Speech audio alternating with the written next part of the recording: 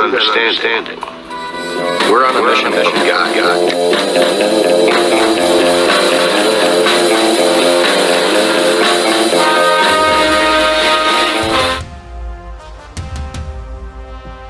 Well, good morning, good people. Mark Holmes here with my buddy Cowboy Joe Boo, as well as the Funky Chicken. And as always, I want to say thank you all for watching, commenting, subscribing, and being part of the Joe Boo Sports Report. Without you guys, as well as you ladies, you know that this literally does not work. Hope everybody's having a great day. It's a new week that brings us 1 week closer to the kickoff of the NFL season, and time is ticking. And right now is kind of the calm before the storm. Most of the free agent signings and things have been done. Of course, Aaron Rodgers doing Aaron Rodgers things, trying to, get as much. You would think that Aaron Rodgers is like Jerry Jones, trying to milk every little bit of publicity out of everything that he does. Be that as it may, we have the Cowboys getting ready for their 30 visits and things. They're doing the pro days and stuff. They're trying to figure out who in the world they need to draft. But there's still some business out here that could be done that could truly help the team. Now, I know that, when you look at me, okay, I'm an old guy. I'm almost 60 freaking years old. I'm an idiot. I would say I'm in my mama's basement, but it's not my mama's basement. That's actually my basement. Me, my wife's in the basement, and the banks that own my basement. But that's where I'm trying to give you news and stuff. But sometimes maybe you're correct. And I'm going to say, I know you guys are sick and tired of hearing me. In fact, some of you are probably trying to call Jerry Jones right now and say, look, would you just sign this guy so we don't have to listen to Mark Holmes anymore? Because he's doing a video a day about his guy. But hey, it's not just me now, y'all. It's not just me. I was so excited because the other morning we had Mike Fisher had Calais Campbell in his thumbnail. Didn't talk about him, but it was the 4 moves that the Cowboys need to do. So I was assuming that he was thinking about Calais Campbell. That did my heart good because I've been talking about this all offseason. And I know I get the trolls out there. Man, that dude is so old, man. He's 38 years old. Another typical Dallas Cowboy signing. Well, I'm going to say, this ain't Dontari Poe. This ain't Dontari Poe. This is Calais Campbell, Man of the Year. But it's done my heart good because it seems like people are getting on the Calais Campbell to the Dallas Cowboys bandwagon. And they're saying exactly the things that I said. So if you keep a track, first it's been me for a while now. I know Game Time Brian's mentioned it a few times too, since I started talking about it. Then you got Mike Fisher. And then a couple of days ago, I was watching Big Game James, and he was like, yeah, man, we need to sign a Calais Campbell. I was like, oh, my God. And he's out there, spread the word. See, Big Game James talks, everybody else listens, because now, here it is, blogging the boys are talking about it. We got Anthony in Sports talking about it. So let's listen. Let's go through what some of them are saying. The Dallas Cowboys have shown a concerted effort to address the defensive line in the 25 free agency period. Dallas has signed a mix of players with former first-round draft prospect pedigrees and past ties to the organization or metro area. That includes Peyton Turner, Solomon Thomas, and Dante Fowler. Dallas was 4th worst in the NFL last season, giving up 2,331 yards on the ground with an average of 4.8 yards a carry. With how the Cowboys defense was defending the run, they shouldn't be done making moves to improve the interior. One name that could help this cause is Miami Dolphins veteran tackle Calais Campbell. Campbell, 38, is one of the oldest journeymen, but you wouldn't be able to tell by looking at his stats. With Miami on a 1-year contract, Campbell was able to play all 17 games and record 52 tackles and 5 sacks. I'll go on a little bit further on that because it wasn't just 52 tackles. He had 35 solo tackles. He had 12 tackles for loss, and he also had 12 quarterback hits, playing 54% of the time on the plays, and is able to play anywhere across the line, from edge rusher to nose. He graded in the top 10 of all defensive linemen, and Pro Football Focus's grade the run defense that was stout the Dolphins front. The numbers are impressive, but Dallas actually could gain more from Campbell signing him than just his on-field production. Man of the year, that's a guy who definitely is good in the locker room. A guy who has been there and has 110 sacks in his career, could mentor others. That was my take. The 6'8", 300-pound Campbell could stop the run, thus filling Dallas's number one trouble spot on D, and also has 110 career sacks. We say he could also be a huge help to the maturity of the unit, particularly Mozzie Smith.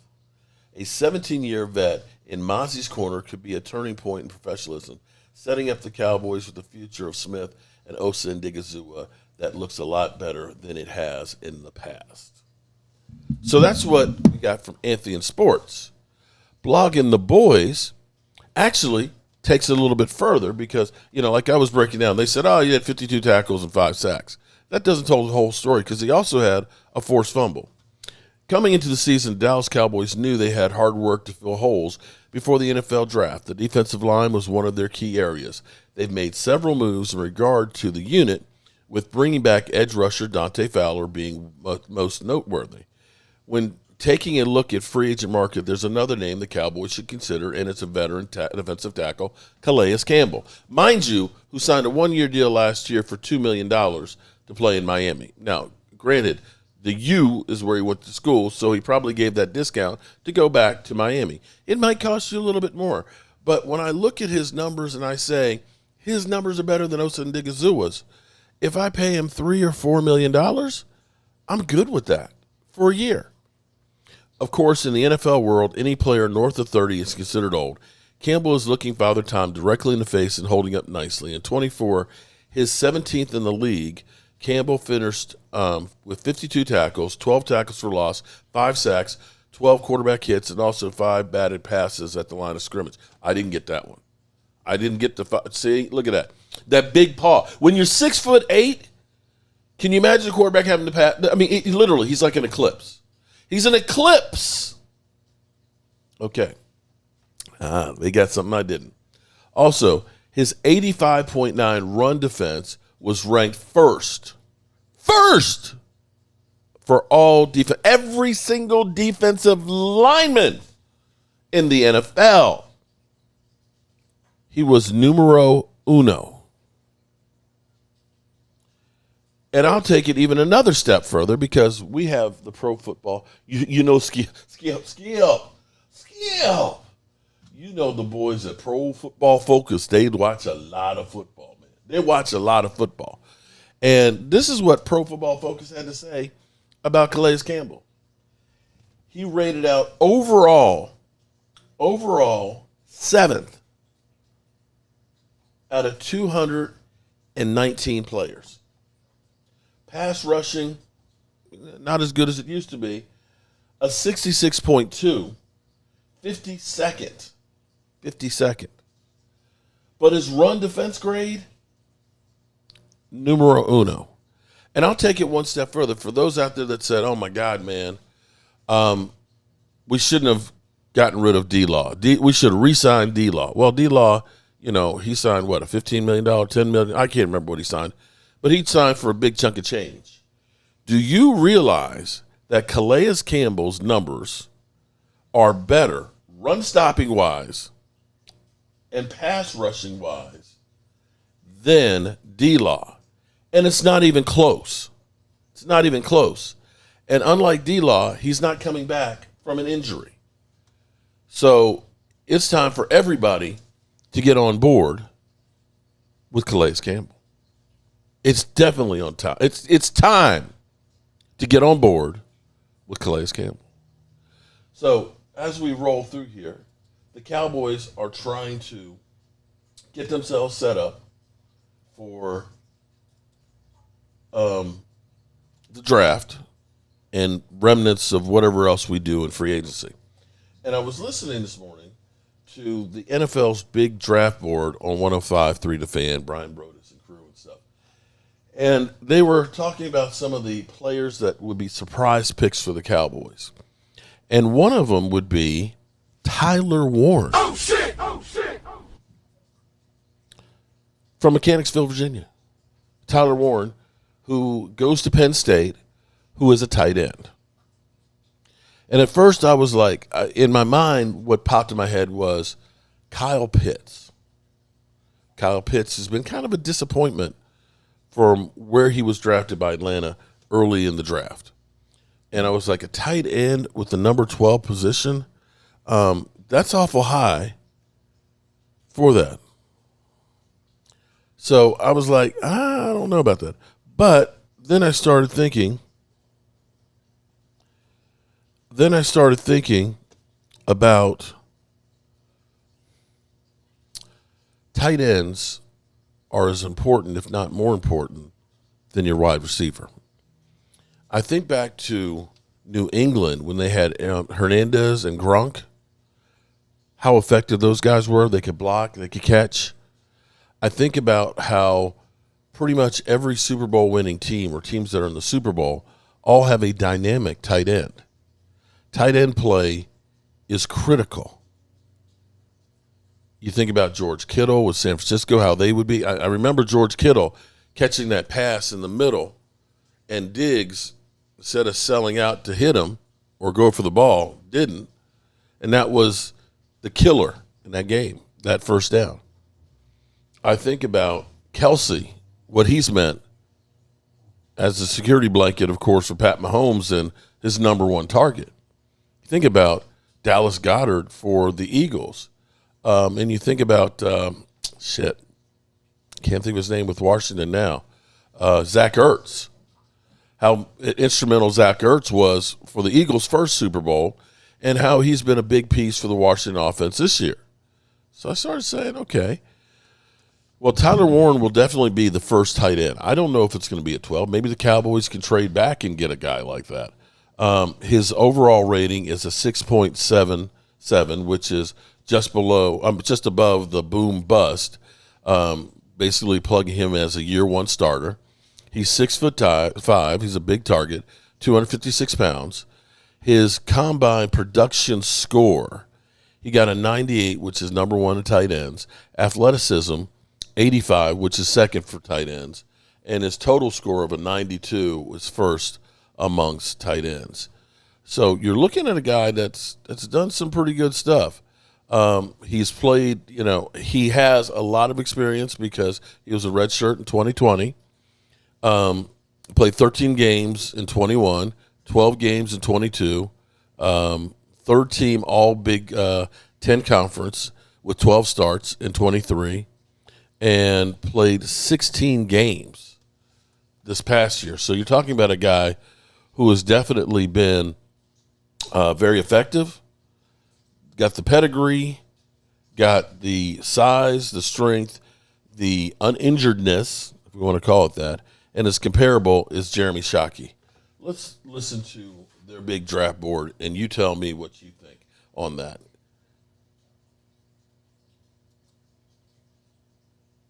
Could be surprise picks for the Cowboys. Salute to your guy Brian Martin over there, Blog of the Boys. Let me ask you about tight end Tyler Warren, Penn State. Could it happen? Would you like to see it happen? Yeah, Tyler Warren is probably a guy that the first tight end off the board will be him. You watch him play, and he's one of these guys that kind of plays well at the point of attack, plays well on the move. He's a guy that understands how to kind of push off, kind of find space. He does a lot of things. They snap him the ball directly, let him run down on the goal line. He catches the ball extremely well. I don't know if Dallas would take it. It would be a surprise at 12 if they took him, but he is going to clearly go in the first round. He's going to be the first tight end, I believe, off the board, but really a player that could do a lot of different things for you where he lines up and then how he's able to function. I could go with the concept of, hey, you need playmakers in the passing game. You need to help your run game. Why not tight end? Does he fit that bill? Can he help you in both? I think so. Like to say, the blocking, I wish there was just a little bit better sustain, but the initial punch that he has when he gets into his guy, he can get a little bit of movement when you talk about the inline stuff. So, yeah, him as a move guy, as an inline guy, well enough as a blocker. But the pass catching and the route running is really what he does the absolute best. All right, we got round 2 popping up here. But, yeah, I think Tyler Warren's just an all-around badass. I've got him as the 7th best player on my board. And I think you could advocate why it makes sense to take him. What's Dak Prescott's best throw? The seam, right? Yeah. So, you know what? If you could argue he's better than some of these wide receivers. Yeah. So if you want to line up and have him and Jake Ferguson like the old school Patriots did with Aaron Hernandez and Rob Gronkowski, and let's go ahead and just dominate the middle of the field, and we got 2 really good pass-catching tight ends, that would make a lot of sense to me. Yeah, and a lot of these teams that want to run it like to run it in 12 and then do play action to tight ends, and it's a very successful recipe for a lot of teams. If they wanted to go that direction, I'd be excited. But at 12 with a tight end, I need a guy that's got the potential to be the star. You know, are we looking at that? He's got some ability. You know, he could be a guy that could be a featured guy. But, yeah, there's several of these tight ends, though. Maybe not. I really do like Mason Taylor from LSU. I think that there's some people going to fall in love with him. Maybe a little bit better blocker than what you get, you know, with Warren. But still, the hands and all that.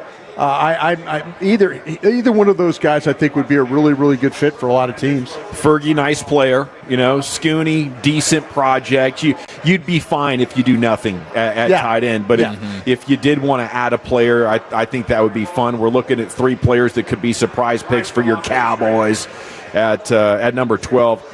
The left tackle, Josh Simmons, Ohio State, is one that would get me very excited.